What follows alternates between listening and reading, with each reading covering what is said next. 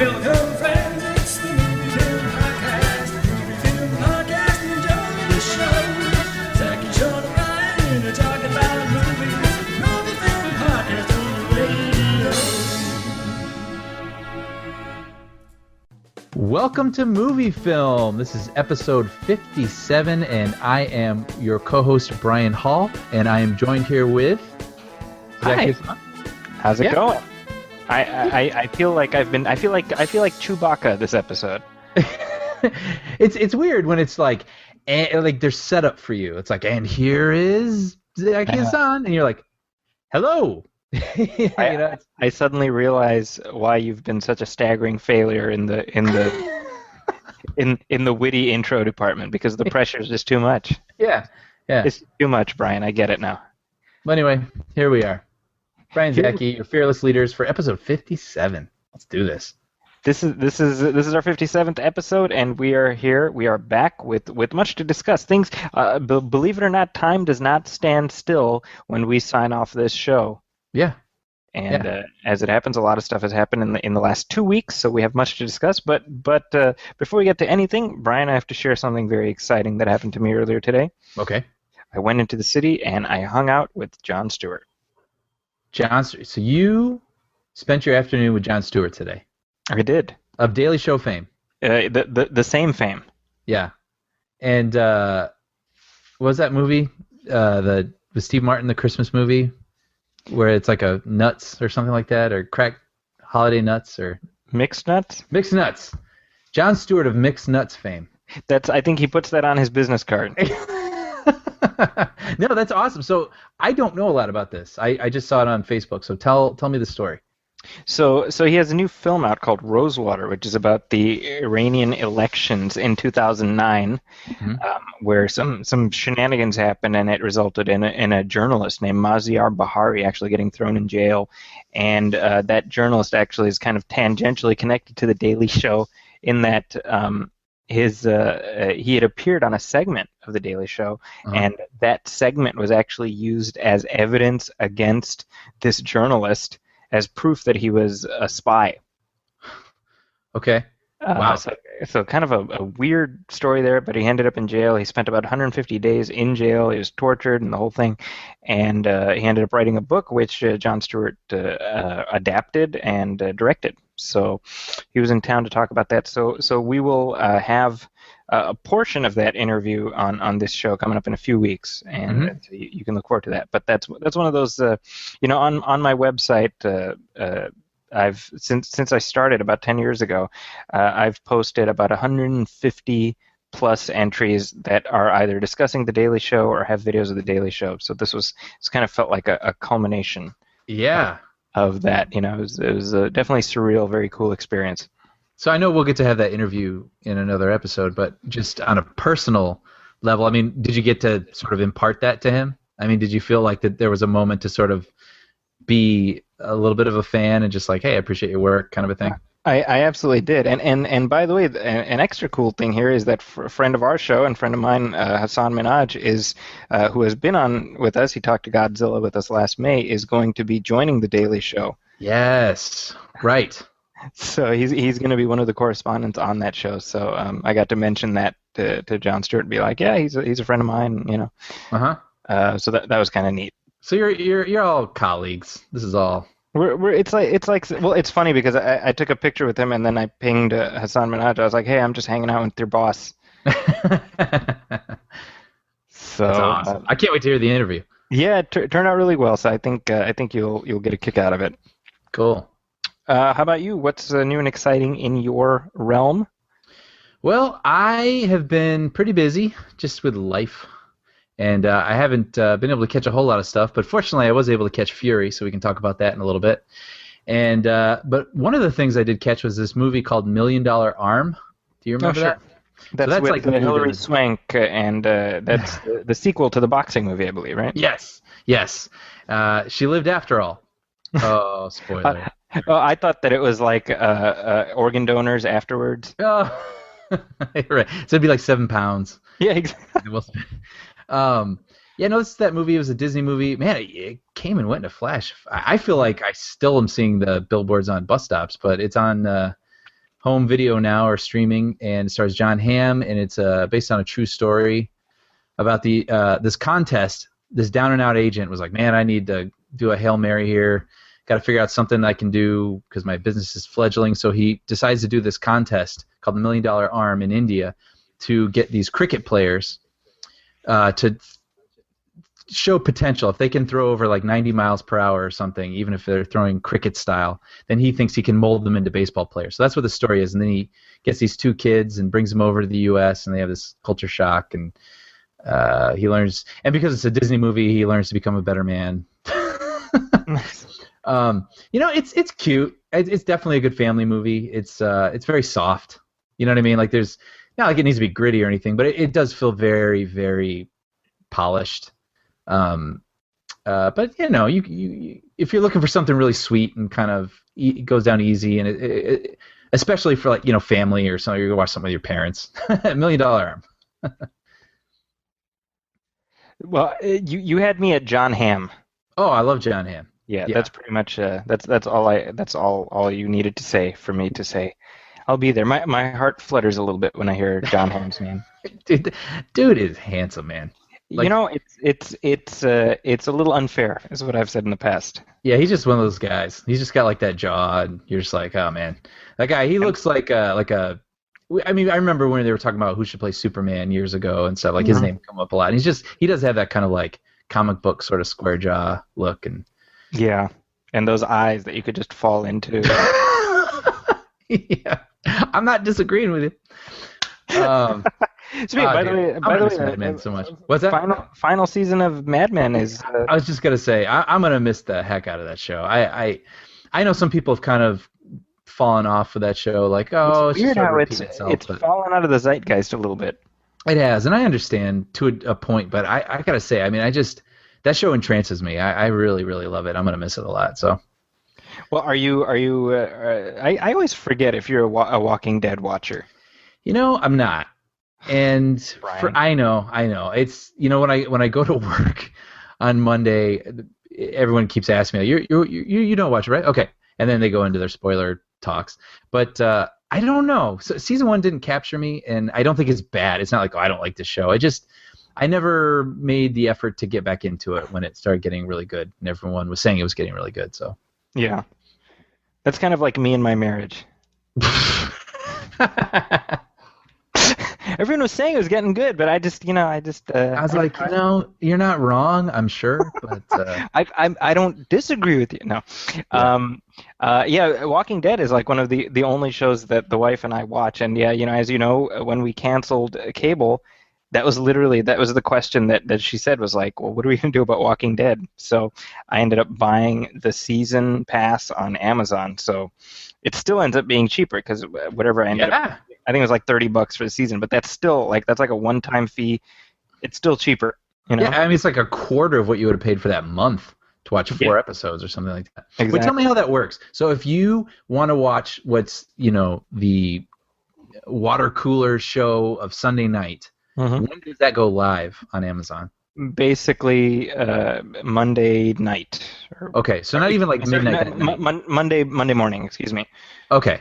So there's a little bit of a lag, but not anything. Yeah, I mean, actually, now that you mention it, I don't know like the exact moment that it goes up, but I know that like when I wake up Monday morning, it's there for me to watch. Okay. I found that most of the shows I watch now are a day later anyway. Honestly. Yeah, well, because I've gotten used to that anyway because of Hulu and that's just how I watch stuff. So I don't mind doing that. But I mean the problem for me is that what inevitably happens is that if I have class Monday morning, it's like, hey, what's going on? It's like, oh, you see Walking Dead yesterday? So I literally I laid it out. If you mention what happened on Walking Dead, I'll fail you in my class.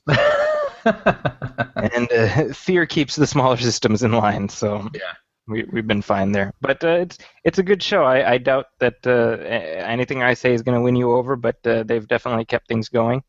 Oh, I believe it. It's just a matter of time. I mean, we were talking about this last episode. Like, it's just been really difficult to fit in, leisure entertainment time, and so it's like I have to choose the things that are already set in stone for me, and it's difficult for me to work in something new right now. Well, this is the problem with being a grown-up. You have grown-up problems. You know, my wife and I have been engaged in a lengthy game of toothpaste Russian roulette. How's that work? Okay, so what this is very simple, right? You have a tube of toothpaste that's empty or almost empty, Oh, okay. and so now it's a battle of wills over who can get as much toothpaste out of this empty tube, because the alternative is to reach into the cabinet and pull out a new one. Oh, you don't even have to go to the store. You have the new tube in Oh your yeah, house. we have 10 or 20. Oh, are you Costco We're a people? Costco family. Okay. So really, there's a degree of insanity here, which is substantial. But it's literally, it's like I get the tube and it's like there's like sweat pouring down my, it's like a Hurt Locker. I'm like, get it out, and then you get just that little gob, and then you slide the toothpaste across the counter. Yeah. You survived this round. Yeah. But so far I'm winning. So Okay, so we'll see how it goes tonight then. yeah, well, fingers crossed, right? Well, I want to ask you along the lines of streaming. You've heard about HBO Go, right? Is I have. in 2015 going to be going a la carte. So why are they doing this? I think the demand is there. I mean, you look at it's astronomical, the numbers for Game of Thrones being pirated. And it's just like these people will go on. Assuming don't have cable, or at least they don't have HBO. But like they will go the length to find it online and stream it. So it's like cable. I think cord cutting, as you are one of those people, like is becoming on the rise. Right. So why not make your content available to people who have cable and people who don't have cable? I mean, they are like the network right now. There's shows and all sorts of things. So I think it's like, why wouldn't you? Right. Makes sense. But we don't know a price point yet, which will be interesting. And we also don't know what it'll include, because with Amazon Prime, you do get HBO Go, but it's limited. I think it's only like their back catalog. Like it's not like what airs on Sunday night will show up there on Monday. Oh, yeah. So it could be sort of a, abridged version. I'm not sure. But I was telling you before the show started, that could be the thing that would get me to cut cable, honestly. Do it. Yeah. Well, there's some other. Speaking of the HBO Go app, there's other apps that are trying to horn in on some of that action. Yeah. Well, I think I know where you're going with this, but are you referring to the CBS one? Did you hear that CBS is doing this? I did hear that. That's weird. I mean, they're not like a paid network. I don't have to pay to watch CBS right now. But you know what though? Their content is not on Hulu. And I see. And these other things. So maybe it's a way of cornering that market. And you know what? I can see that actually. I can see. I'm of two minds of it. One, I don't really watch CBS, so I don't hunger for their shows per se. But they are. You don't want to watch NCIS New Orleans? I know. Well, I want to support Bakula and all of it. But they're enormously popular. Okay, so I get that. And then you're like, okay, so if you love Big Bang, you want to have all Big Bang episodes at your fingertips, but you kind of do, right? Like, I mean, they're on syndication, several channels, all times of the day. So it's not like these things are precious. And by the way, if you need to watch Big Bang Theory at all hours of the day, then you've got bigger problems than whether you have access to an app. Well, I don't know. I'm just saying. Sorry, listeners, if you're a Big Bang Theory fan, don't listen. Seriously. We don't want you in our audience. There, I said it. We're like good cop, bad cop. I love it. But there's another app coming out? Well, then there's an app that actually matters, and that is the Simpsons. What is it called? Simpsons World. And that's the app is actually called FXX Now, and that's the app that you download. You can get it on your Apple devices. You can get it here, there, everywhere. So it launched yesterday. So I was like, heck yeah! So I downloaded it to my iPad. I was like, let's see how this thing works. I have to say, it is like super intuitive. It's very easy to navigate. Have you checked it out yet? I haven't. In fact, I didn't know it was up until you mentioned it. Okay, so long and short of it is, they have it in this weird, kind of cool little scrolly thing where each season is very easy to scroll from 1, 2, 3, 4, 5. And when you have the season, they have every single episode, and there's like a bar, almost like a graph for how popular each episode is. So you can kind of see the most popular episodes of the season. And then when you click on it, the episode comes up. And there's also like a search feature where you can just say something like Batman, and it'll come up with the monorail episode because Homer references Batman. And there's like all these clips now that you can pull from, and it's interesting how it monitors the most popular episodes. So if you go into like the newer seasons, it's in the like, I don't know if it's how many people are currently watching it or how many people have watched it, because I looked at it pretty early. But like the newer seasons are about 700, 800, whatever. And then when you get into the season 1 through 10, it's in the like 2000s kind of a thing. Like you can see that those are the ones people are going to. Wow. Yeah. Yeah, I did you happen to see the Simpsons Family Guy crossover episode? Oh, I did. Did we not talk about that? No, we didn't. Yeah. Yeah, no, I did. I don't know. I thought it was fine. I liked it. I think I liked the first half. So I surprisingly liked the first half as much as I did.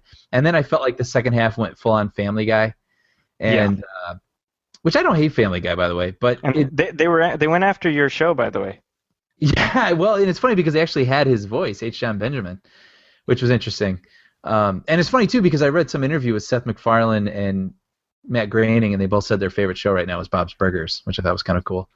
But, yeah, so, yeah, it was really funny, and I thought they did a good job, the Family Guy writers, of putting the words in Simpsons characters' mouths for the first half. I was really digging it. But then it got really...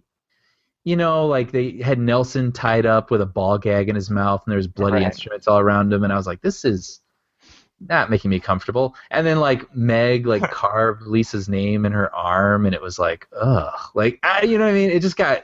So it was a Family Guy episode. You gotta feel, yeah, and it just, I wasn't comfortable seeing The Simpsons in that violent kind of world. I guess I don't know. Like there's like The Simpsons have like a humanity to them, and Family Guy doesn't, and like unabashedly so. Like they don't have a humanity. It's all about the joke, and it's like it can be really dark because who cares? But like The Simpsons, like stripping away that bit of normalcy and that humanity and just putting them in that sort of nihilistic world, like made me uncomfortable, I guess. Yeah, no, that makes sense. I was watching it, and I watched the first part, and then I fell asleep while the second part was going on. So I remain unspoiled.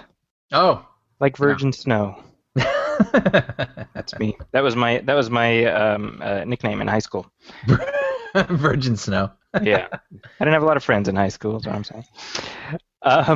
But moving on, before we get to headlines and whatnot, because we have a few to discuss, I wanted to share my interview with Mikaela Hoover.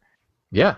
Now you might know Mikaela Hoover from a bunch of stuff because she's appeared in bit parts in a variety of different shows. She's also guest starred on How I Met Your Mother, on Happy Endings, Anger Management, Two and a Half Men, The League, et cetera, et cetera. But I think more than likely what you will remember her from is her role as Nova Prime's assistant in Guardians of the Galaxy. So she was Glenn Close's closest associate. She was close to close, you might say. So I had a chance to speak with her about appearing in Guardians of the Galaxy and also her new project, which is called Zombie Basement. And before we get into the interview, it's worth pointing out that while we were talking, it turns out that she actually she's from Spokane, Washington, which, as you know, I've mentioned before, my wife is from, and she actually went to the same high school as my wife. Small world. Yeah, really. And she and bear in mind, Spokane is like a 2-car town, you know. Yeah. So the odds of like, oh yeah, what you know, the fact that you would have somebody from Spokane and they just happen to go to the same place, I found that the odds of it pretty astronomical. But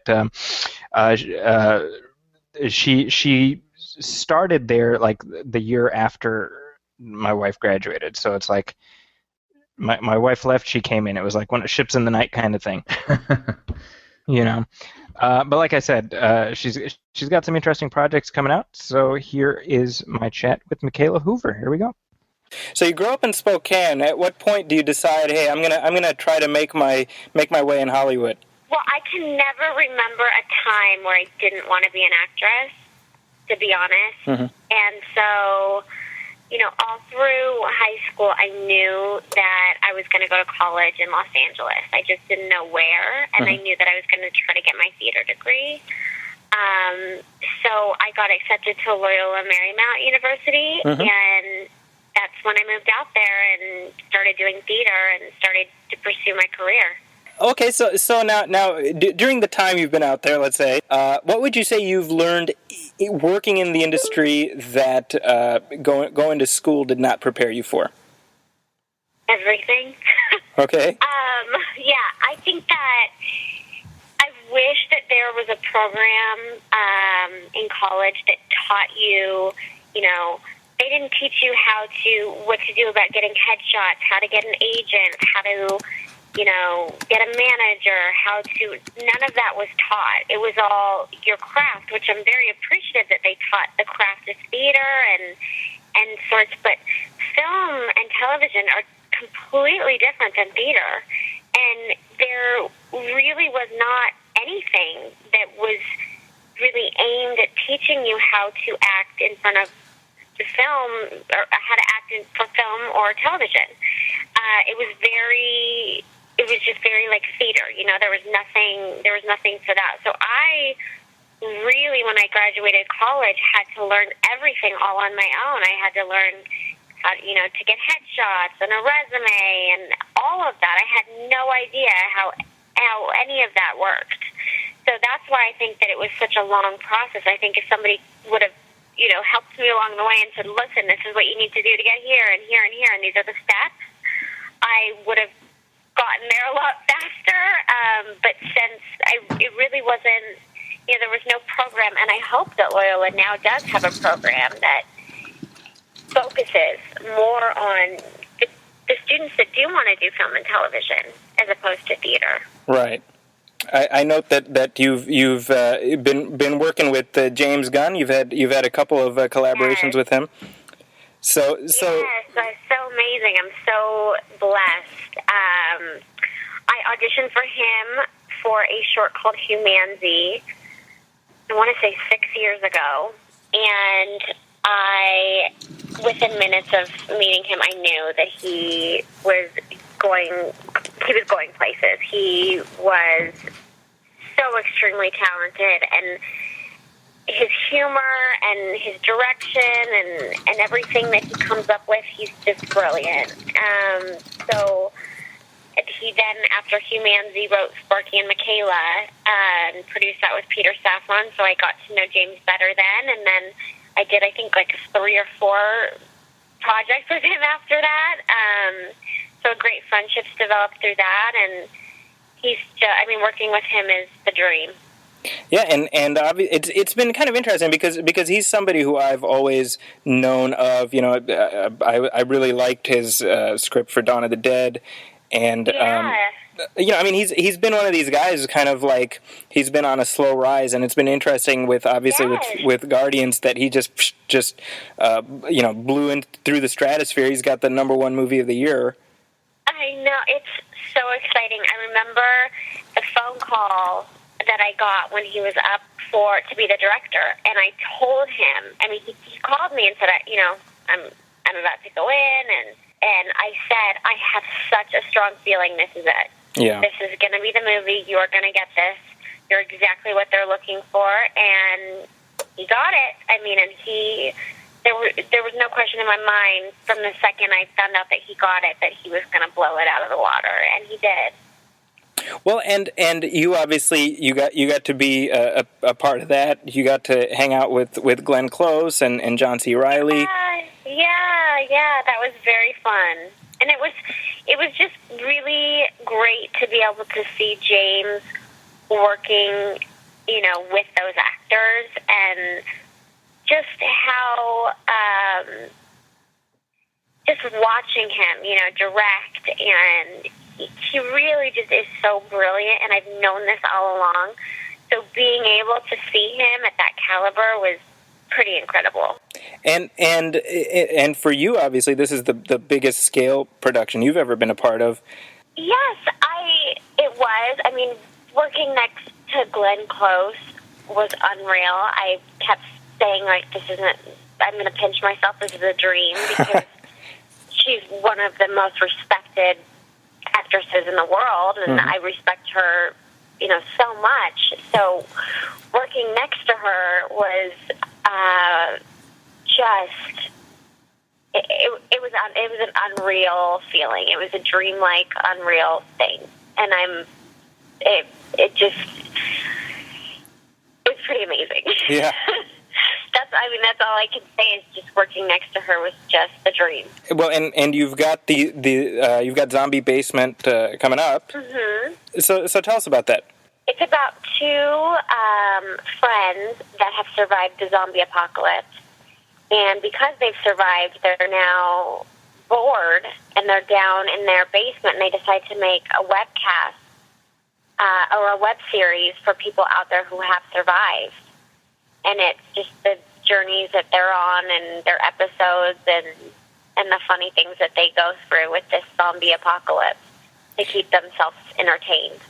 So this is you and Angela Kinsey. Yes, Angela Kinsey plays the mom to one of the boys. Okay. And I play the next door neighbor, Kim Kim. And what's your long-term hope for the project? Well, I'm hoping that it eventually goes to network, and has that kind of an audience where people really love it and believe in it, or to television. Yeah. Yeah, well, and it's interesting because we are kind of in a brave new world where we have so many online venues and Amazon and Hulu and everything else. I mean, it's becoming huge. I mean, that for a working actor, I would think that's a hopeful thing where you're like, well, we're not constrained by NBC, CBS, ABC. Yes, well, and two, I did a online series called Sorority Forever, who produced it, and that was about 7 years ago. Okay, and that was supposed to be a big transition into television, so you can never get your hopes too high. I remember, I was on billboards and buses, on community with the online community, but not as well as we had hoped. Sure. So you never want to, as an actor, you never want to say like, oh, this is going to happen. I know, you just have to roll with the flow. Yeah, you just keep punching. Yes, exactly. Well, I mean, beyond Zombie Basement, what other stuff do you have going on? A film, and it is produced by Peter Safran, who produced The Conjuring and Annabelle, and it's directed by Carlos Torres. Okay. That is going to be, that's going to be hitting the film festival soon, and that was so much fun. I love psychological thrillers. That one is kind of it's like a highly stylized, minimalistic fairy tale. Okay. Is how I would describe it. It's very, it's creepy and it's psychological, but it's not slasher gore. Well, Mikaela, thank you so much. I look forward to hearing big things from you. Thank you so much for the interview. And by the way, I loved your review of Guardians. Oh, thank you. Thank you so much. It was very well written, and it was great. Oh, I really appreciate that. Thank you so much. Yeah. That's great to hear. What you're doing. You're very talented. Thank you so much. And there we go. So look for Zombie Basement online very soon, and of course you can look for her on the Blu-ray release of Guardians of the Galaxy. Very cool. Looking forward to that myself. The #1 movie of the year. Yeah. Domestically, anyway. Yeah. Did you see that for Record Store Day, they're going to put out the soundtrack? I was going to bring that up just now. Yeah, the soundtrack of Guardians of the Galaxy is going to be released on actual cassette. Yeah. And I remember growing up, sometimes they do something cool like this, but they'd always screw it up by making the tape not look like it did in the movie. Or, they'd put some big logo over the front that doesn't make it look like the prop that you love. But this is full on, looks exactly like it did in the movie. I was like, that is cool, the way that they're doing it. Yeah, and my understanding is that they're trying to make it look like a mixtape. Yeah, So including like handwritten notes even. yeah. I mean, I don't know if it's like handwritten, but But yeah. But look, it gives the appearance. Like I said, it doesn't have some. Like it looks like it's all handmade, but then there's some huge Marvel logo or some Guardians of the Galaxy logo across the front that like ruins the illusion. Like it's like completely hidden and it looks totally real. It's really a cool idea. now, did you ever do that in high school where you're like, I made you a mixtape? I don't think I did actually. Wasn't that a thing? Like that was like a Oh high school yeah, fantasy, yeah. right? I've received some. Oh, wow. Um, Look at you, Mr. yeah. Multiple Mixtapes. I actually had a moment. Someone in college made me a mixed CD, and I was like, "Oh, thanks." And then, like, I kind of listened to it, like, in the background, whatever. And then years later, I listened to it again just because I found it, and I was like, "Oh crap! I think this girl liked me." I felt like such an idiot. It's like, I love you, Brian Hall.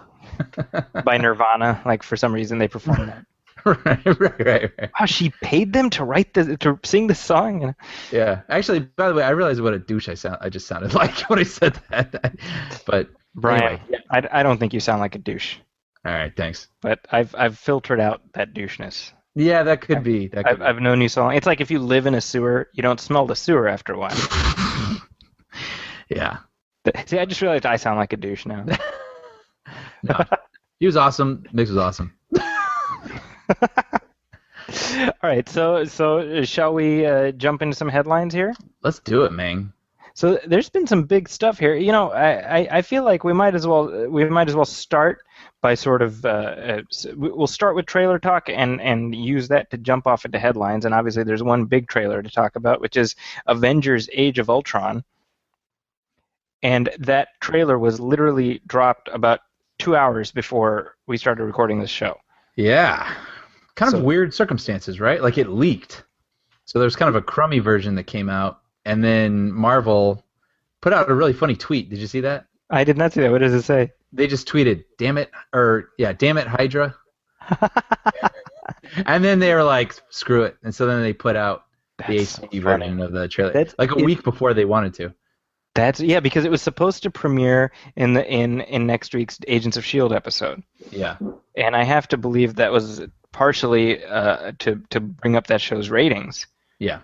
Which have not been great. By the way, folks, I want you to discount everything I said about Agents of S.H.I.E.L.D. last year, about a year ago, because it's really, really good and you should be watching it. Yeah. So don't listen to what Brian and Sean and I said, then listen to what I'm saying now. What? Yes. Everybody ignored. Come to the one you love the most. That's right. I don't know. But it's really good. And Brian, that means you too. You should be watching it. I know. I'm very disappointed in you.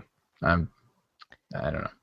But I know what'll assuage my disappointment, which is playing some of the audio from the Avengers: Age of Ultron trailer. So let's go ahead and do that. You want to protect the world, but you don't want it to change. You're all puppets, tangled in strings.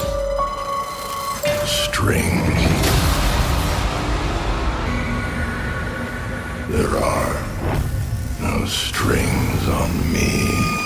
Okay, so let's just get out of the way. There's no suspense here. The trailer looks pretty friggin' sweet. Yes. But what are some things that jumped out at you? It looks very dire.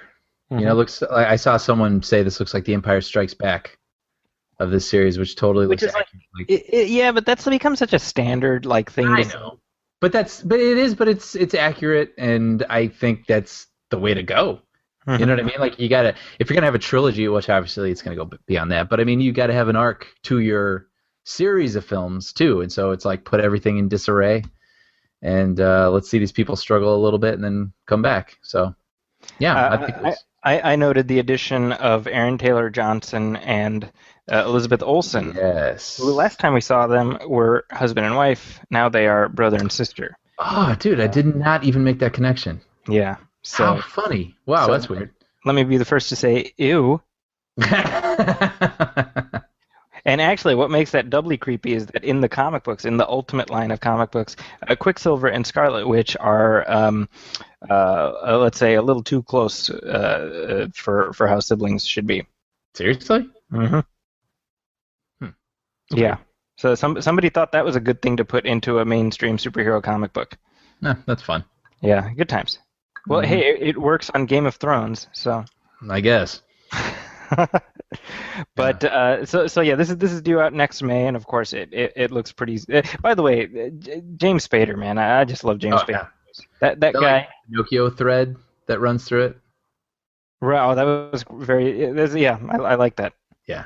I dig it. Yeah, it's interesting because James Spader's one of these guys. He has that voice that is just so sinister that he could be like, "How are you doing?" and you'd feel like a spine tingle. Yeah. First time I saw James Spader was in a Seinfeld episode where he plays the guy who stretched out, or he yelled at George because George stretched out his sweater. Have you seen this? Yeah, I mean it's been ages, but yeah, I remember it. Yeah. His whole thing is that he has to apologize. This guy, I forget his name, but he's played by James Spader. He has to apologize to all the people that he's upset. So it's like the 12 steps of anger management or whatever. And so George wants an apology because he yelled at him once, and he's like, "Well, fine, George, I'm sorry. I'm sorry that your bulbous head stretched my neck of my sweater." But while we talk about Avengers 2, this is, of course, this is the culmination of Phase 2 of Marvel. It's weird, right? Because it feels like just yesterday we culminated Phase 1. Mm-hmm. Because when you think about it, our show started just a few months after Avengers 1 came out. Wow, weird. We're already just about done with Phase 2 because Avengers 2 is it. But we're already talking about the next phase, right? And the big news that broke last week is that Steve Rogers, Chris Evans, is going to have some company when he shows up for Captain America 3 in the form of Robert Downey Jr. as Tony Stark. Yeah. Now, this is a pretty freaking big deal. Because Downey is a headliner? That, and also because one presumes that they actually had to hand over a small country as payment. Oh, I see. I think Australia now belongs to Robert Downey. I wonder what his deal is. Like, does he just have like a huge chunk of money, and then they're like, okay, and you like how many appearances? You know what I mean? Like you're gonna appear in like 8 movies or something like that, and then they can throw him in Captain America, and that's all part of the deal, or. So, like, what his new deal is, you mean? Yeah, I don't know. I don't know how that all works. Well, because his current deal right now is Avengers 2 and Avengers 3. Okay, but no Iron Man. No Iron Man. So now he has Which is interesting. Yeah, but it's kind of smart because I feel like Makes sense. I feel like at this point, Tony Stark almost plays better when he has someone to play off of. Totally agree.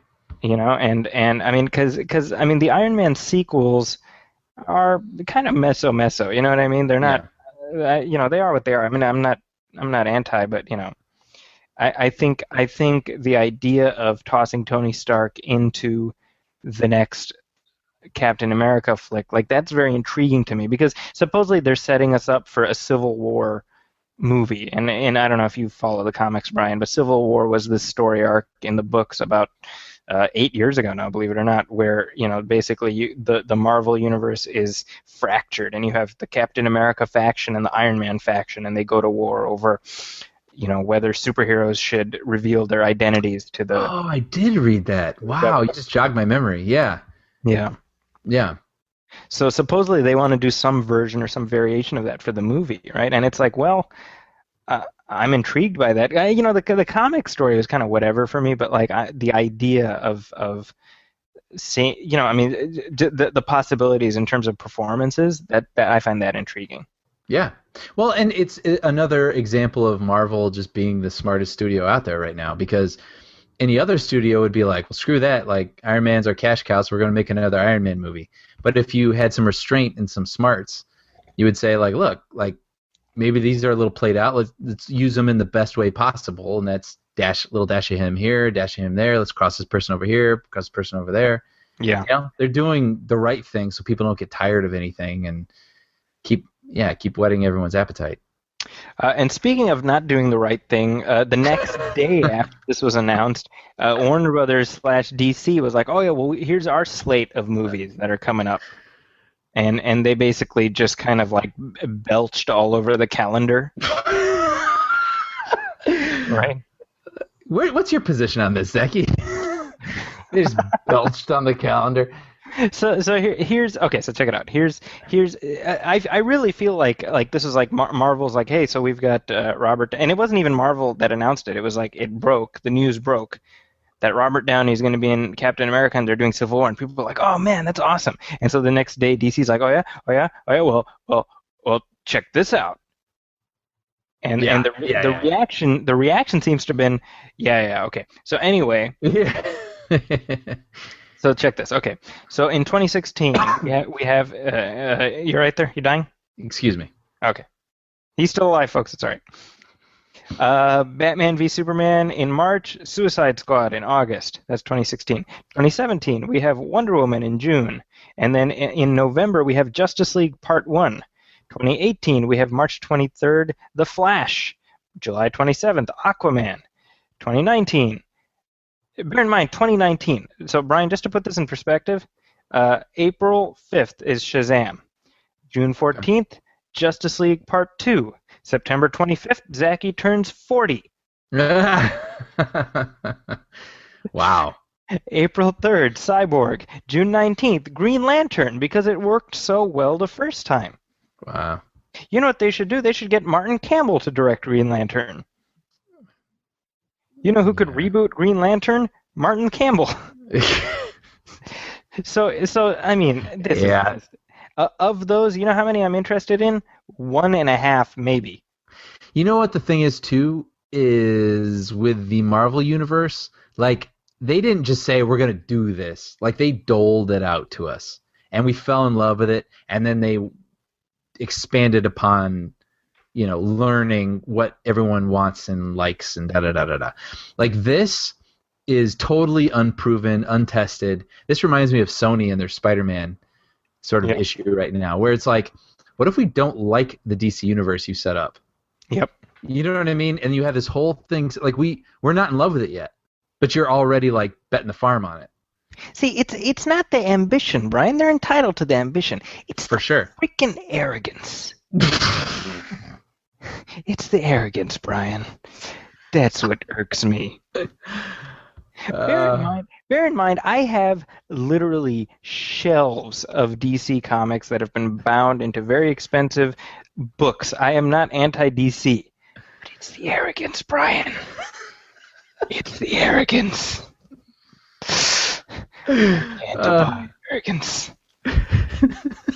Now that being said, I do have to say this. The one of the movies that I am actually looking forward to is, believe it or not, Aquaman. I'm still laughing at you. I'm curious. No, I'm not.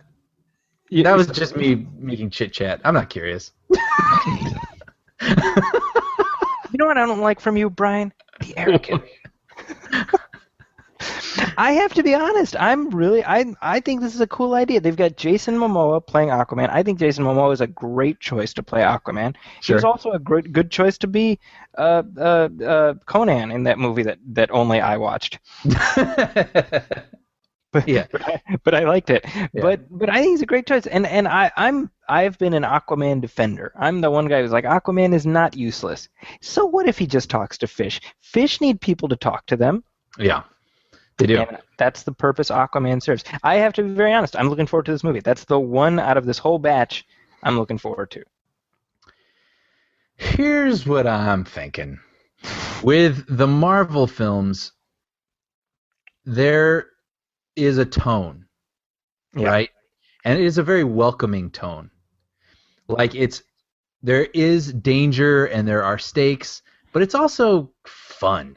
Yeah. There's a lot of fun in Marvel films. And I've said this ad nauseum here, but like, my parents love the Marvel films, and I still can't believe that. Right. So that is a success. That's a runaway success. So with DC, what is the tone of these films going to be? Like, it, from what we've heard, they're not going to be very jokey. They're not going to be a lot of fun necessarily, like intentionally so. So that's cool. That's fine. But no matter what, that's never. If you do that, if you do something a little more grim, you're never going to do Marvel business.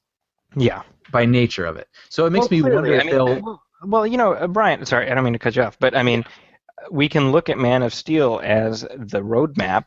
Right. And you and I both like Man of Steel, but let's be fair, it's not exactly a jocular, jovial film. No. And it's not also one I feel like rewatching. Very true. Well, I tried rewatching it a few weeks ago, and I started doing the chapter skip, so... Yeah. You know... Yeah, and I don't say that that's a bad thing. I think I want any story to be true to itself, but it makes me wonder because you can't avoid it. It's going to be in competition with Marvel, and they will not do Marvel numbers. Yeah. So it makes me wonder if then Warner Brothers is going to feel like they're losing, or if they're smart enough to know that it's not going to do that.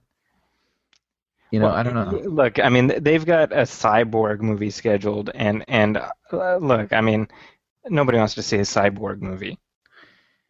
Do you know who Cyborg is? I know he is. I've never read.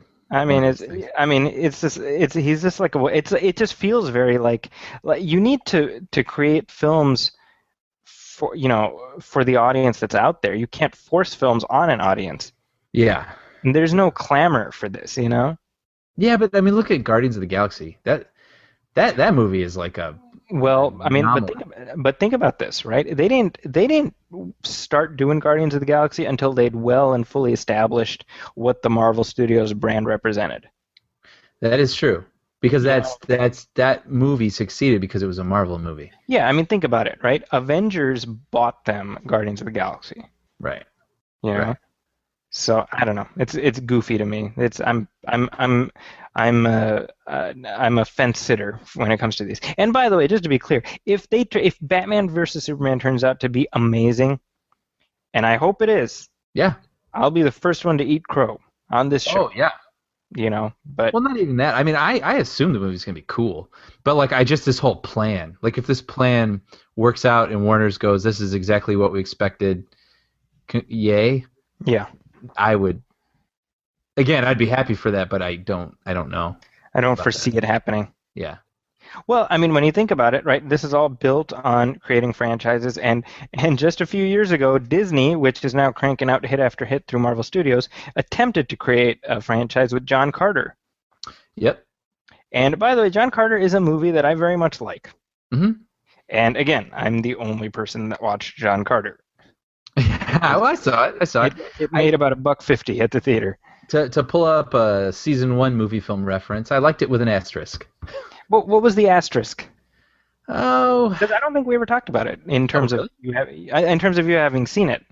Oh, wow. Oh, yeah. I haven't seen it since the theater, but I just remember liking. It had really strong moments. I remember there were moments that were like A+ moments, but it felt like as a whole, I just didn't. It didn't suck me in or something. Mm-hmm. Okay, that makes sense. I get that. Yeah. It definitely was. It had its reach exceeded its grasp, one might say. Sure.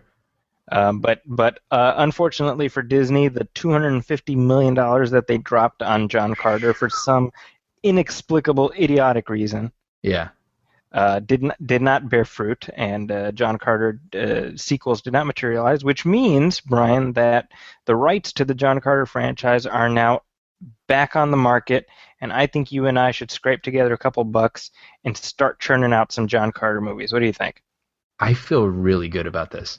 I think so. I feel like I've got I think $27 in my wallet. Yeah, well, I'm gonna sell all my stock, all of it, and I'm gonna invest it all into John Carter. It's what America needs right now. Now, this is the thing, because the right holders are very excited about getting back into the market here. Yeah, I bet they are. Yeah, I mean, I was about to say, how long of a wait do they have before anybody bites on John Carter again? Oh man! I'll just in your pitch, just make sure you say gritty, reboot, and Marvel style universe, and then sold. Now, speaking of that, when we talk about gritty reboots, obviously those are kind of the buzzwords for the Fantastic Four. And do you find it puzzling that we haven't seen Frame One? Yeah, when is that coming out? Is that next That's summer? next August. Next August. Yeah, that there hasn't even been like a still. Yeah. I mean, you work in the industry. Mm-hmm. Is that a red flag? Well, I don't know. I mean, it really is. I know you're baiting me a little bit there, but like you give me a smirk, like you wanted me to say something else. Come on. I want the show to go viral. Come on. I think it's. How could you not see that this movie's struggling a little bit with its identity? You know, and the studio's struggling a little bit with how to manage this movie because they got a lot riding on this thing. You know, they want their Marvel properties to thrive. Yeah. You know, as Fox films. And I wasn't there a statement? I didn't know we were going to talk about this, so I don't have it in front of me. But like someone from Fox actually said, you know, like we realize what a big deal this is. Like putting this out there is setting the pace for something that is really important to us, and so we're being very careful about it. No, it was I appreciate the honesty of it, honestly. It was Simon Kinberg who's the producer, right? And he's also the producer of the X-Men movies. Right. And I've got the quote right here. He says we're putting it together now. He's talking about a trailer. And one of the important things, because this Fantastic Four is a reboot and it's such a different tonality and vibe from those other films, we want to make sure that the first thing we put out really expresses the voice of the movie and isn't compromised by not having visual effects ready or anything like that. To which I say, well, you could at least put out like, remember for all the Nolan Batman movies, there was always like, you know, I mean, he's so secretive and whatever, but he would always put out like a still. Yeah. You know, and why not put out like some cool stylistic still of one of the characters or something? Yeah. Well, the idea that we don't even have a shot of the cast in costume is baffling to me, and that if that's not worrisome, then the folks at Fox are a lot more sanguine than they ought to be, in my opinion. Yeah. And again, if the movie's amazing, which I highly doubt, but I will gladly eat crow on this show. That'd be great if it was. We don't root for anything to fail here. We don't root for failure, but we do mock quite freely. We assess. We assess. Okay, there we go. Brian assesses. I mock. Now, speaking of mocking, if there's anything that's worthy of mocking... Stop being so good at transitions. Dude, seriously, this did you see these pictures of Johnny Depp? Oh, yes. Yeah. So I don't know a lot about this movie, I'm going to be honest with you, Into the Woods. So Into the Woods it's like a pastiche. It's kind of like a big screen version of what's that show? Oh, Grimm, or not Grimm, the other one. Once Upon a Time? It's kind of like that, right? It's a Disney thing that's like mixing together various myths and stuff, right? So and they're like trying to disguise the fact that it's a musical. Yeah, I mean, that's the Kiss of Death. You can't have that. Yeah.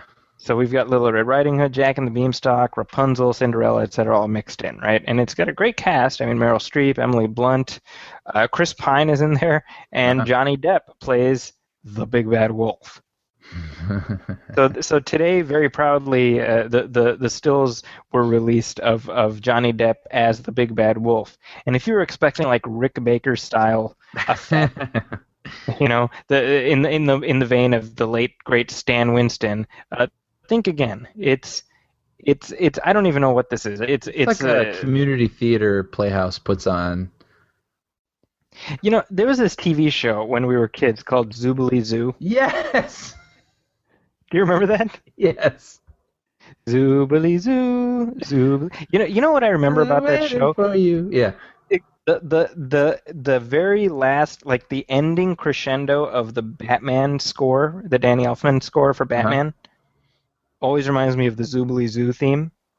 Which part?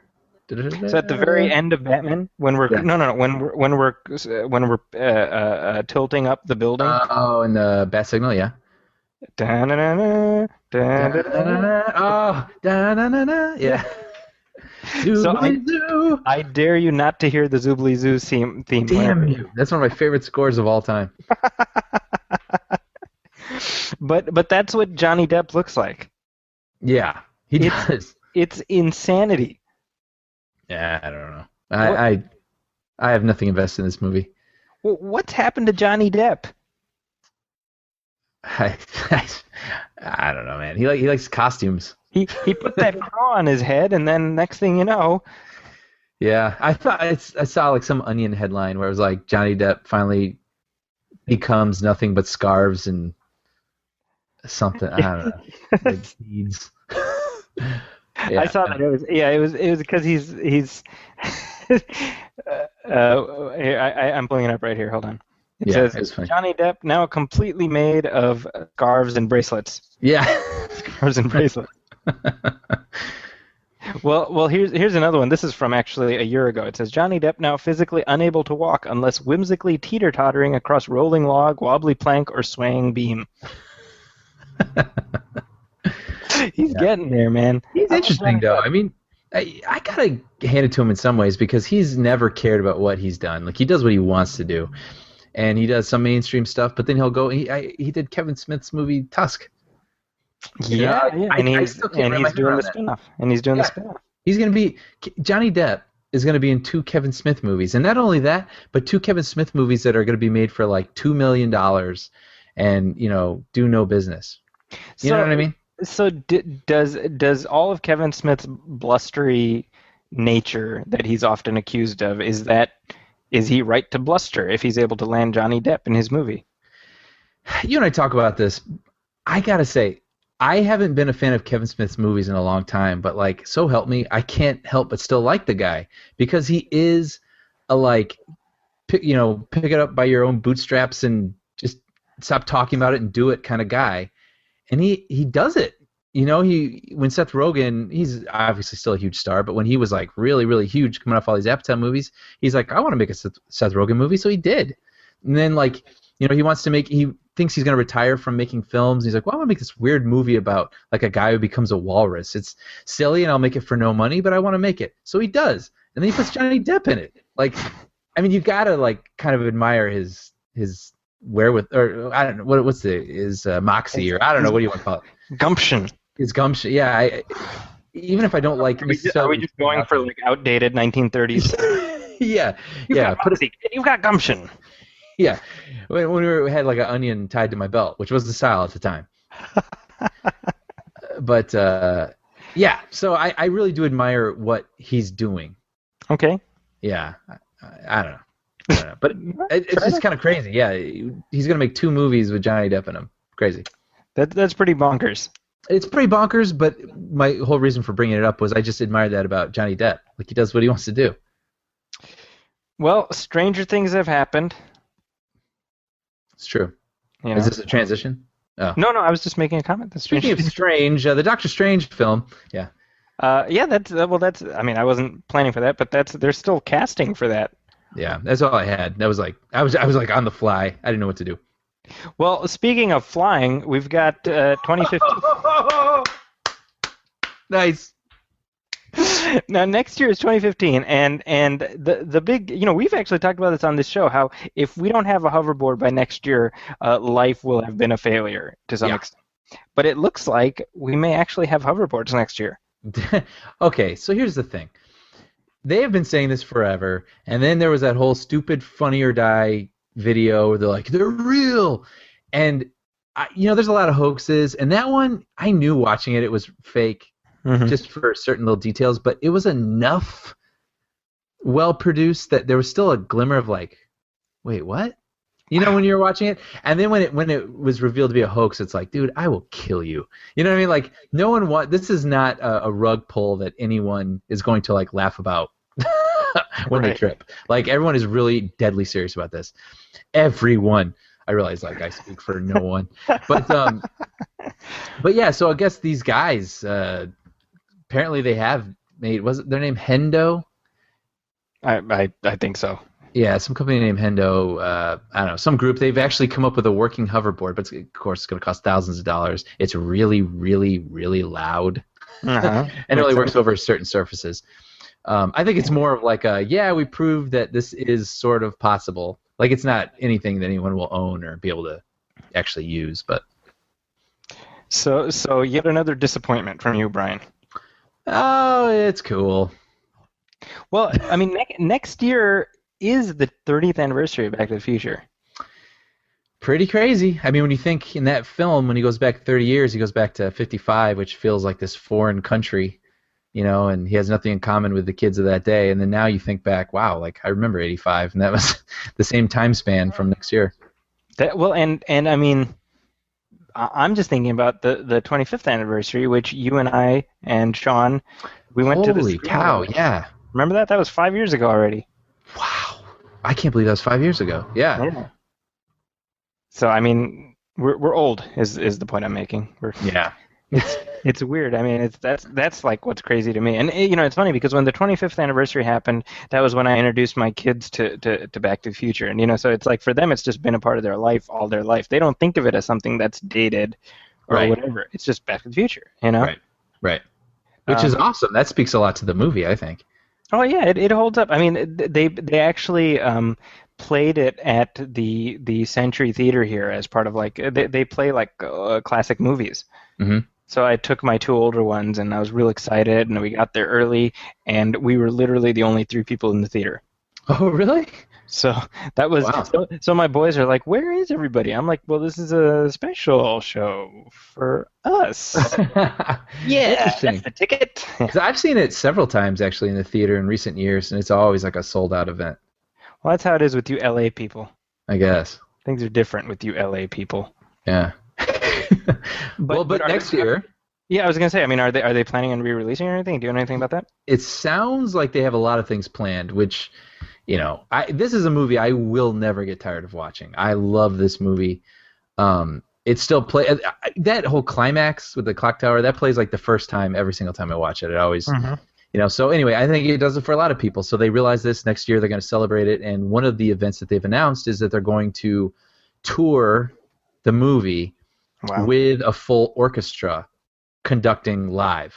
So performing the score live as you watch the movie, and apparently Alan Silvestri is writing 15 minutes of new score for these performances, and what that means I don't know. Like I don't know how you'd fit that into the film, or if it's going to be something afterward or a medley or something. But anyway, yeah, that's going to be touring, and I would certainly check that out if it came in my neck of the woods.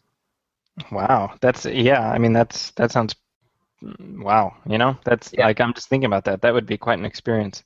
Yeah, well, and I feel like the fandom for this movie just seems to be getting either more and more, or at least louder and louder in recent years. And so I imagine there's going to be a lot of stuff capitalizing on that next year. What do you attribute that to?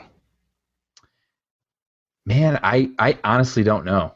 I really don't know, because I think people have always loved it. It's not like it was ever not liked and then it found like its audience. Like it's always been loved, but like now that there's so many people vocalizing their love for it, yeah, I don't know where that comes from. What do you think? Well, I mean, it's curious to me, right? Because it can't just be parents who are like, "Oh, I loved this when I was a kid." You know what I mean? Yeah. Because there's lots of movies that we liked when we were kids that we watch now and we're like, okay, maybe not so much, Well, I think maybe part of it is, nostalgia kicks in, and you start to clamor for the things that you used to love. But like some of them you have to apologize for a little bit, and this one you don't. Like this movie, I think fully holds up. Yeah, absolutely.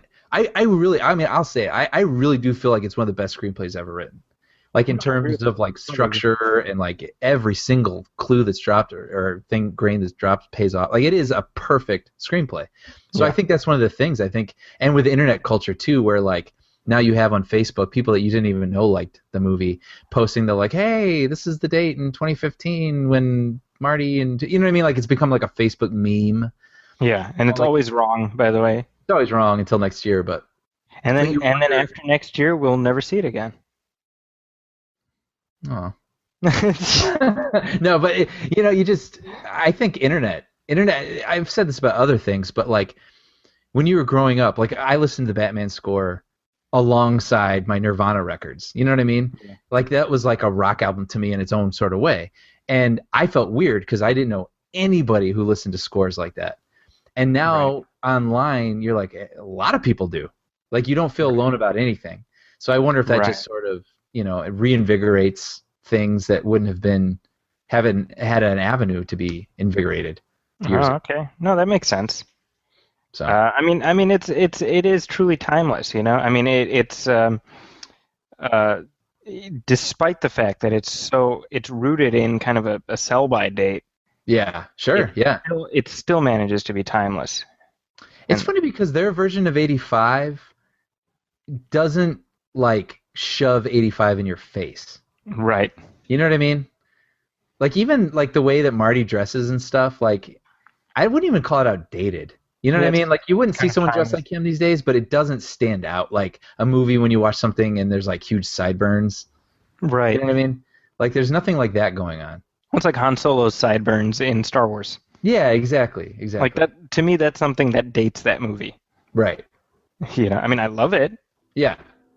I mean, you talk about like a perfect, I don't know about a perfect screenplay, but certainly a perfect filmic experience. I don't think it gets much better than the original Star Wars. Yeah. Well, I mean, we might as well segue here into Star Wars news. I mean, I was watching just by chance, I was watching the original film with my boys, and it's like, I hadn't seen it in a while. I hadn't seen it in a while the whole way through. And it's just like, it's such a perfect introduction to that universe. Mm.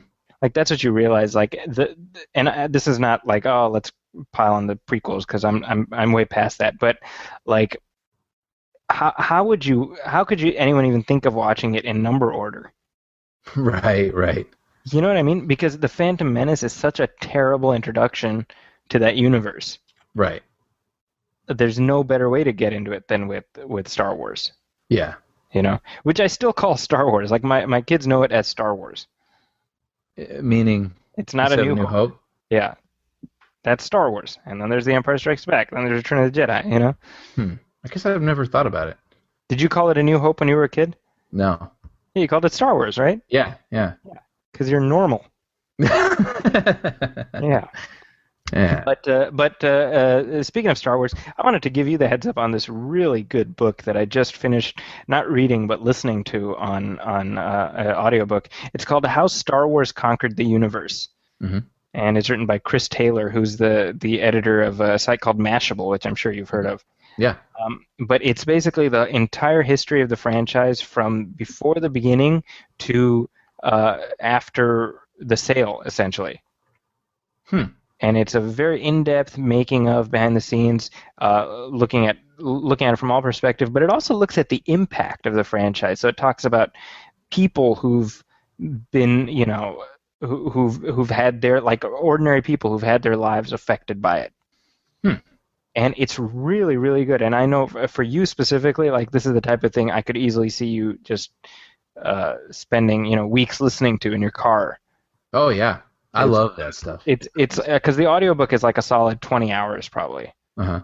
But it's really, really good. So I really want to recommend it to anybody. I just finished listening to it like 2 days ago. It's called How Star Wars Conquered the Universe. I'll check it out. Yeah. Yeah, highly recommend it. Cool. Is there any other Star Wars news that's worth discussing? I don't know. It sounds like they're about to wrap up. Yeah. They're just about done filming, and it's crazy to think like we're probably months away from a trailer. Yeah, I was talking about it at work with some people. We were talking about Batman versus Superman, or v Superman, excuse me. Yeah. And that movie doesn't come out till March 2016. Like Star Wars will have come and gone by the time we're gonna see Batman v Superman. Wow, that's crazy. It's crazy. Yeah, it's not that far away. So, wow. Anyway, I'm excited. It's again and I think we talked about this last time as far as like what we're finding out in terms of spoilers and whatnot, and I'm sort of sanguine about like, well, if I find stuff out, I'm going to find it out. I don't care, because we're just for me, I'm purely viewing this in terms of like, well, I just want to have a fun experience that my kids will be able to remember. Mm-hmm. It's like. Because I was talking with somebody the other day about the prequels, and again, it's that same old like, oh, the prequels and they suck and they ruined it and this and it's kind of like, well, you know what? Like, they're here, we're stuck with them. Yeah. They're so it's kind of like that relative you have who's really annoying and smells bad or whatever, but he's still family. Yeah. So it's kind of like, look, let's just put up with them on Thanksgiving and Christmas, and, Yeah. That's the prequels basically. Yeah. And that's another thing too, is I think maybe they were more frustrating because there was only 6 movies, and half of them weren't that great. Good point. But now there's going to be a lot. They're planning to put out a Star Wars movie every single year. Yeah. So I mean, Star Wars is going to become humongous. The pool will be very deep. So I mean, That's a good point. yeah.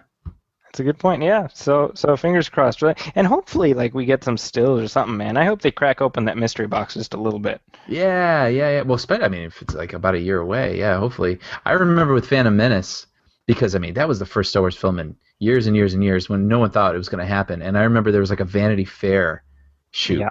Remember that? And that was like a huge deal because they had, took pictures on set and you got to see what the costumes were going to look like, and that was something along those lines, where you get to. Do you remember that one Vanity Fair cover where it was like all the Star Wars cast members from beginning to end? Yeah.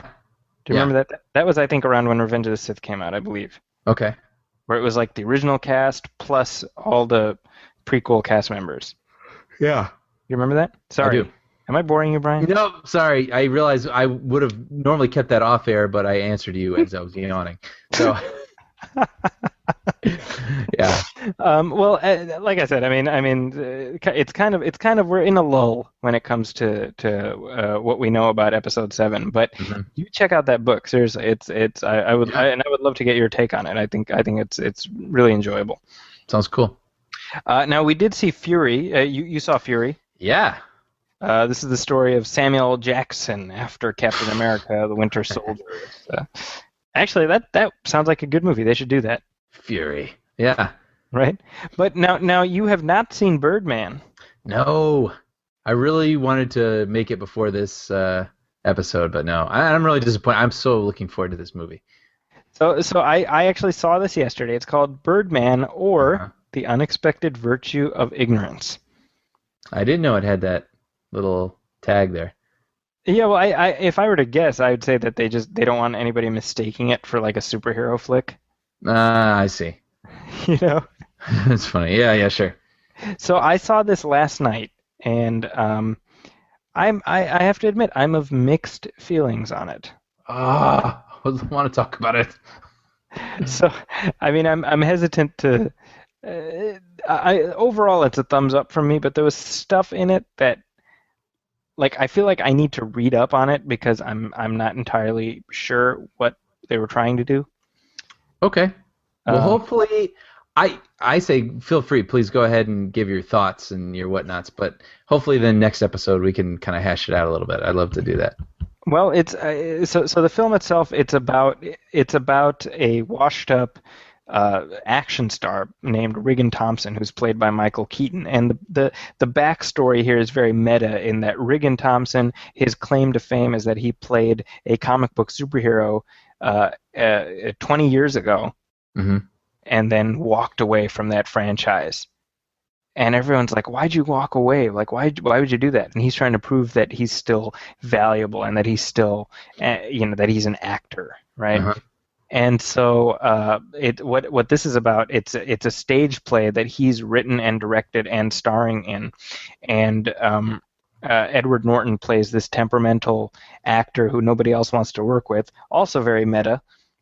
Yeah. And it's about it's about the struggle of trying to get this play on, and the whole film is shot it's done through tracking shots. Yeah, right. It gives the appearance that there aren't very many cuts. Yeah, I mean, you can definitely spot the cuts, but they're the visible cuts are very minimal. Yeah. But when we're in a scene, it's done entirely as if it's a live shot. Okay. So somebody's carrying a steady camera rig around. Interesting. And it's directed by Alejandro González Iñárritu, who, he has a rep for doing kind of off the beaten path, interesting, almost subversive kind of stuff. And so I appreciated that about it. But I think this is a film that I did appreciate more than I loved. Okay. All right. He did Babel a couple of years ago, which I thought was pretty good. He did Beautiful with Javier Bardem was in that. Right, so definitely eclectic taste. It's worth seeing, and again, I'm hesitant because like this is a movie I didn't even watch the trailer before I saw the movie, because I just wanted to experience it. So by next week or the next 2 episodes, then excuse me, 2 weeks from now, the next 1 episode, you will have seen it. Yeah. So by then, hopefully, we can talk about it. Yeah. Dig a little deeper. That being said, let's talk about Fury. Fury. So this movie did really well this past weekend. It did, but what did you think of it in terms of its quality? So Fury is a World War II movie that takes place in 1945 as the war is about to wind down and the Nazis are getting desperate. And you follow Brad Pitt, who is the I don't know, is he like the commander of this like tank. Mm-hmm. And the tank consists of Shia LaBeouf, Michael Pena, John Bernthal from Walking Dead, and Logan Lerman, who plays the newbie. Yeah. So basically, yeah, you follow these guys in there. What's interesting about this movie is it's not necessarily like a task movie. Like, okay, we're going to go save this village, and we all got it. Like, it's really more of like a slice of life World War II movie where these guys have already been through hell. You know, like we're not entering hell with them. They've been through hell, and we're like with them now. And so you get the newbie joining these people who are just battle worn. You know, the movie starts where they're taking like half a person's face off their tank from whatever adventure they just came from, and he's sort of it's like rubber, you know? Yeah. It's like a rubber mask. Yeah. And that's what I thought was interesting about this movie is it has a lot of there is a lot of action in it, but there's even more slower character moments. And so I'm sort of confused about this movie. I'll be honest with you. Like, did I like it? I did like it. And would I recommend it? I would recommend it. But like I texted you as soon as I walked out of it, like we need to talk about this movie. Because I have a lot of things that I just felt like I need to talk about afterwards. Yeah. There were things that I didn't love, and there were things I didn't even feel like added up. Right. But I would say overall it is well done, and I think people will enjoy it. You know, for being this is, you know, it goes without saying, a war movie, especially an R-rated war movie, is very violent. But this movie's very violent. Extremely. And yeah. Bear in mind, this is David Ayers who did earlier this year Sabotage. Yes. Which has the famous pile o' guts scene. Right. And I would say his best thing he's done is he wrote Training Day. That's right. Yeah. Yeah. Oh, good call. Yeah, that's right. Yeah. And then he did End of Watch, which was that sort of like found footage movie with Michael which Pena. I liked. I liked that movie too. That was a good movie. Yeah. Anyway, so back to this one. But yeah, it's interesting. I think, without getting into spoilers, I think what it is normally when you watch like a war film, even one that's like gritty and down to earth, it's still a movie, and you have to like the guys you're with. Right. And I found some of these guys sort of off-putting. Mm-hmm. And instead of like wanting to join their brotherhood, like I almost kind of wanted to join another platoon at times. You know? Totally. And I found that an interesting choice, I guess. During the movie, I found it sort of confusing and sort of like, why? Like, I don't really like these. Like, am I supposed to like some of these guys? Like, I don't really know. And I guess I appreciated it more when I thought about it afterward, because it's like, well, look, you don't choose who you're with in the military. Like, you're kind of stuck who you're with, and you go through these experiences, and you get bonded to them because you do. Right. So, yeah, I don't know. What did you think about that? Let's hear what you thought about the film. So I think I'm with you, right? I mean, I overall I give it a recommendation, but I had some basic problems with it. First of all, you're talking about the people in the tank crew, and I don't know if this is partially a result of his antics, but I found Shia LaBeouf trying very hard to appear actorly. Sure. And I found him distracting. I don't know if you had that same impression. Yes and no. Like I mean, yes and no to the extent that, I mean, you know, this wasn't throughout, but there were definitely times where it felt like Shia LaBeouf being like, "Look at me acting right now." Sure. You know what I mean? Sure. So there was that. I'm sure that happened because he brings so much baggage with him these days. That's the thing. I mean, it's like I hesitate to use that as like a cudgel, but I mean that was definitely a reaction I had where I was just like, dude, dial it back a little bit, you know? Yeah. So that happened, and then here's my beef, right? The final act hinges Yes. on a. Wait. Are we going to go into spoilers here? I'm gonna try very hard not to. Okay. So we'll give due warning if we do. But the final action sequence, let's say, hinges on Brad Pitt's character making a decision. Right? Yes. And as soon as he makes that decision, I was like, I don't understand this. Dude, the whole rest of the movie, Yeah. I was arguing with the movie. Okay. Yeah. Okay, so you and I are like exactly. We are on the exact same page. And Okay, so I went so straight we have not home. talked about this at all. No.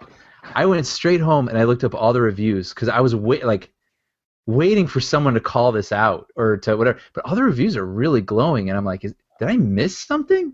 Like, did I miss a line of dialogue? Like, I felt like it didn't add up. Like, you know, the most obvious comparison to me is Saving Private Ryan. Yes. And I like the final action sequence in Saving Private Ryan. The what ends up happening, it's set up to a certain extent. Uh-huh. In that Captain Miller, again, he has to make a choice. And I feel like we have enough of a grounding in his character where the decision he makes, it makes sense. Mm-hmm. This, I felt like it was like the mechanics of the plot. Like, oh, well, we need to have this situation happen. Right. And that was my thing. And I think it's a failing of the plot that Pitt's character is never developed. Yeah. Beyond like, oh, look at his back, it's all scarred, and like, you know, look at him like kick the shit out of Logan Lerman, like he's, you know, like we have teases, right? But what we needed was we needed a moment that explained to us why he makes that choice at the end. Mm-hmm. We needed something from his past. Yeah. That this is now, you know, like circling the square. Like, okay, he's, you know, finally coming to terms with the X thing that happened, and now this. I don't know. Does that make sense? Oh yeah, absolutely. And that was missing. So it was just like the natural. And again, we're not spoiling it. I don't think anything we're saying here is going to ruin the movie. But the natural inclination is for you to be with the other characters who are suggesting an alternative. Yeah. Because that just makes more sense. Yeah. Because no one would have faulted Brad Pitt for doing things that other way. Right. So we have no, like, again, there's nothing grounding. There's no like I'm doing this for honor. Well, why? What's the root of your honor? Or I'm doing this for X. Well, what's the reason for that? You know what I mean? Yeah. Well, maybe we should just jump into spoilers here because I just want to talk about it. All right. So as of now, we've sort of you know, tried. Yeah, we liked it, but we have things we question.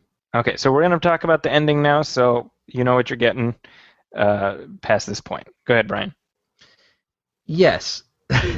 If the reason that they decided to stay where they did was because... So do you want to kind of explain what ends up happening? Yeah. Well, if we're in spoiler, hopefully you've seen it, but essentially they're in their tank, and they hit a landmine, and it busts their...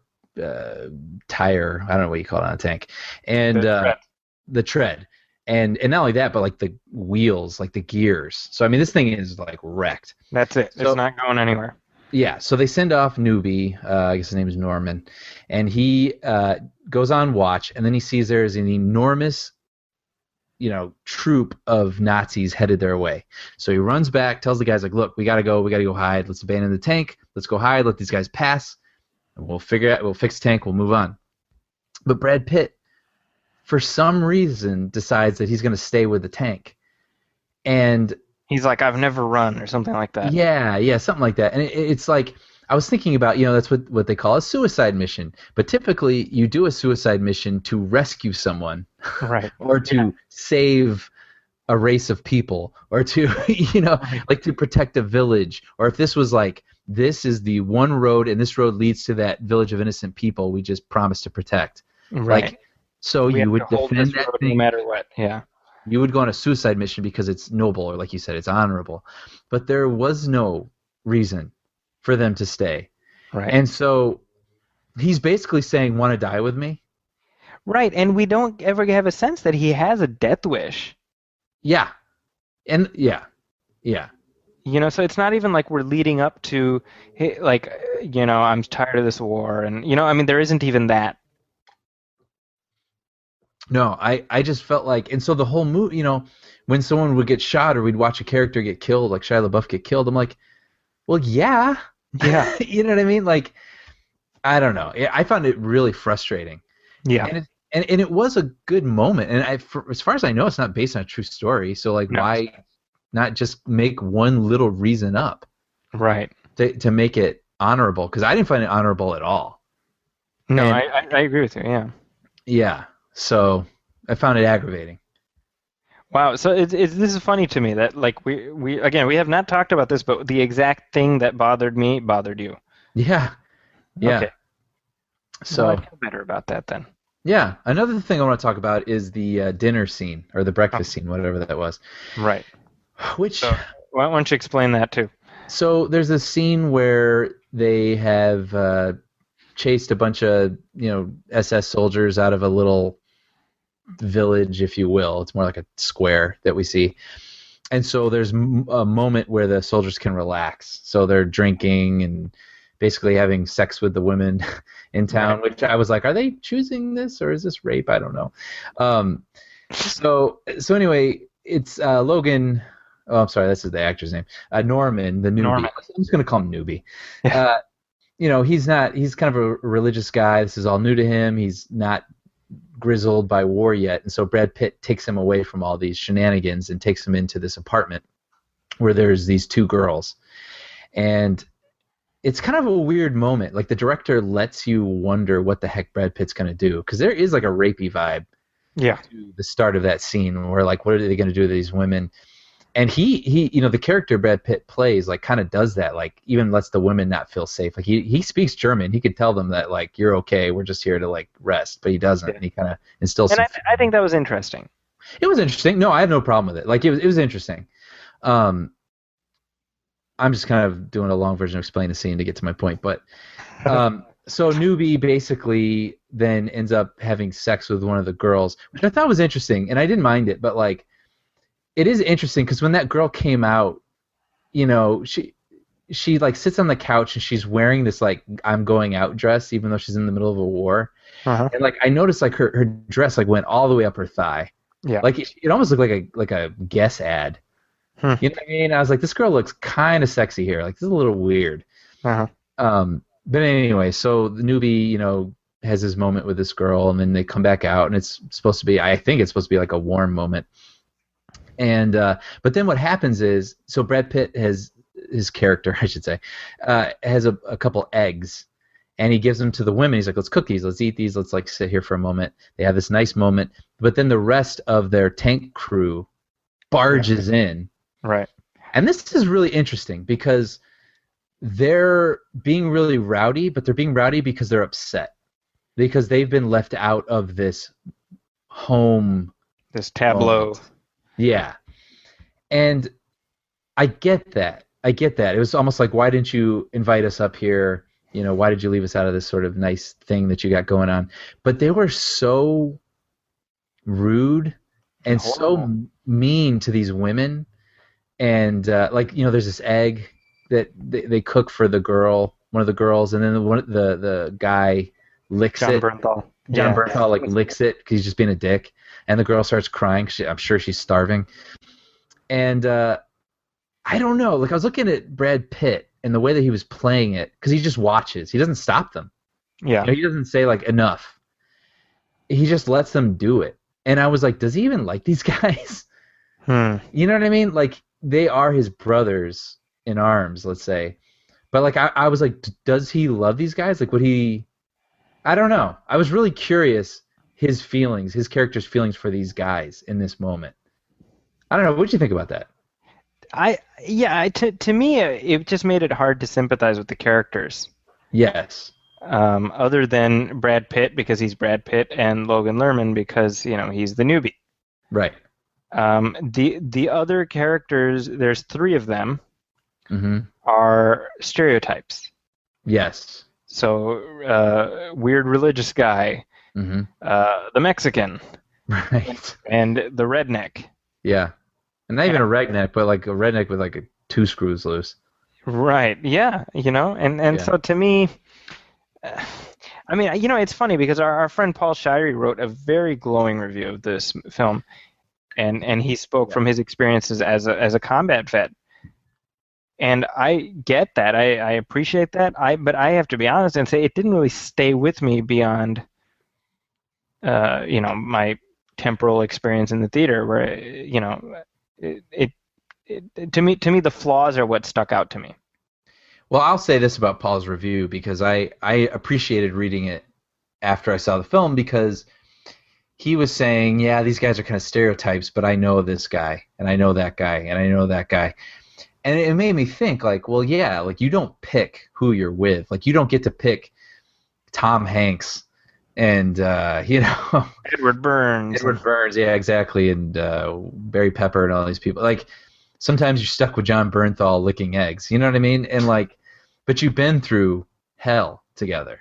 Right. So it was just the thing that irked me about that scene is maybe why it's good, because this movie isn't the Hollywood version of it where everyone is honorable.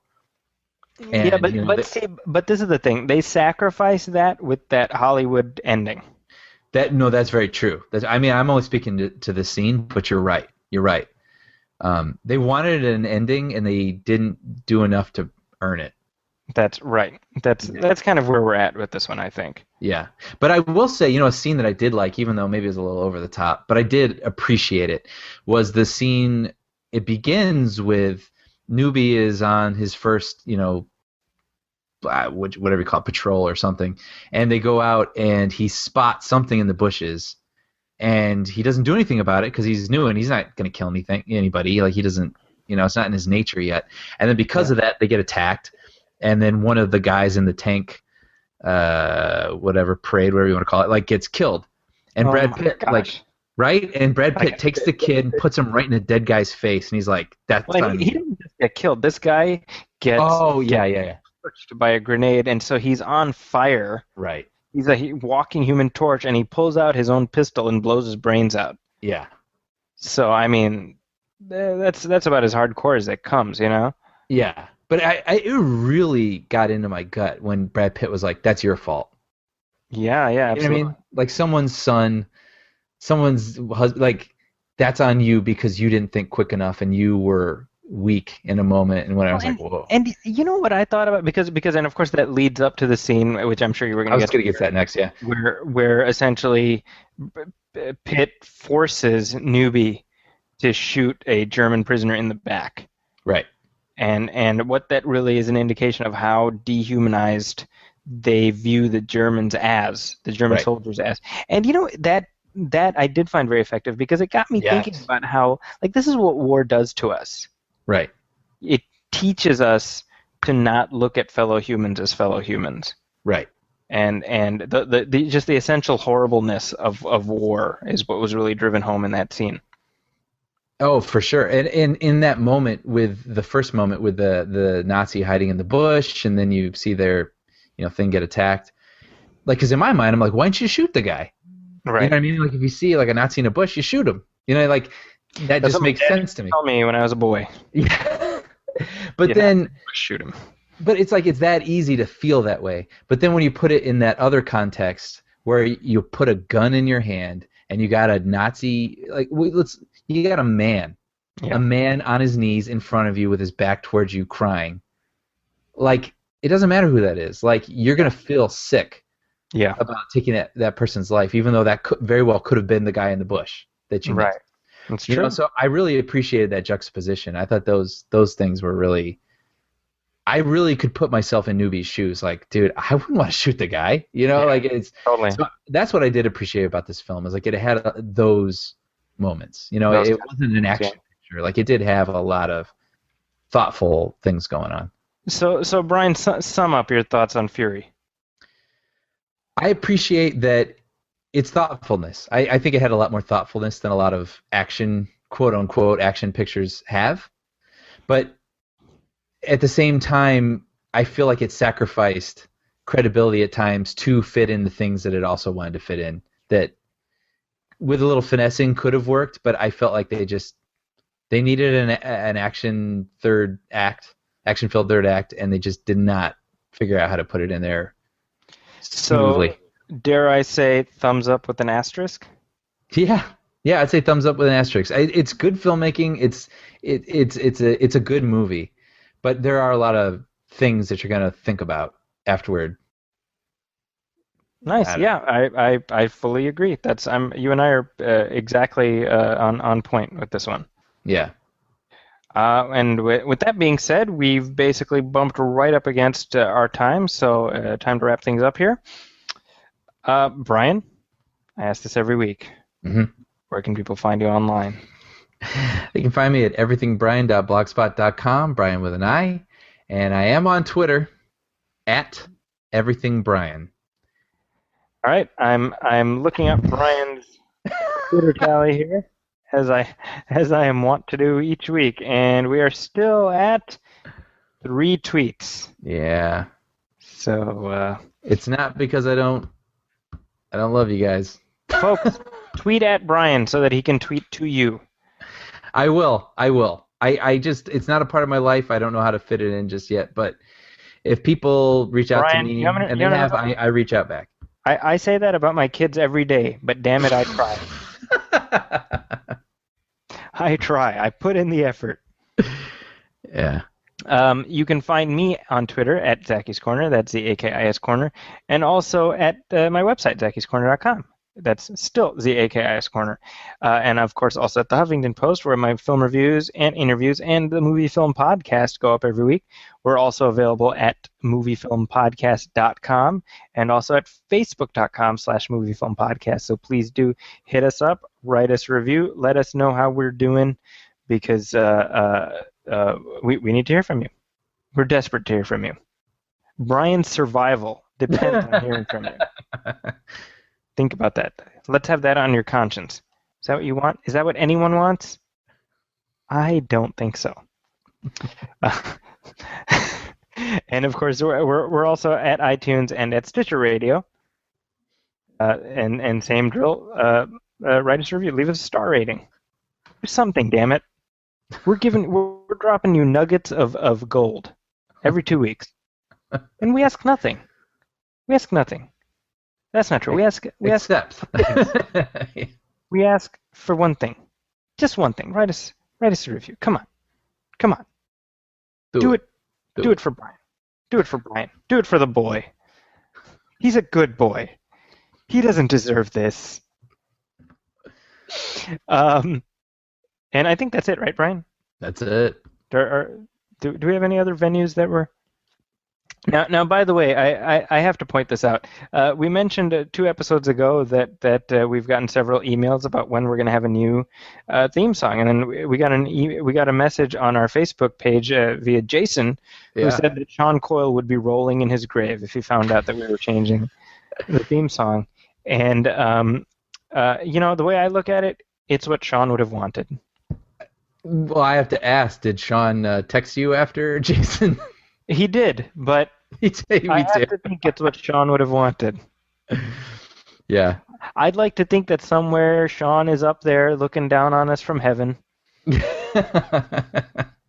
And he's smiling and saying, guys, go ahead. Change the theme song.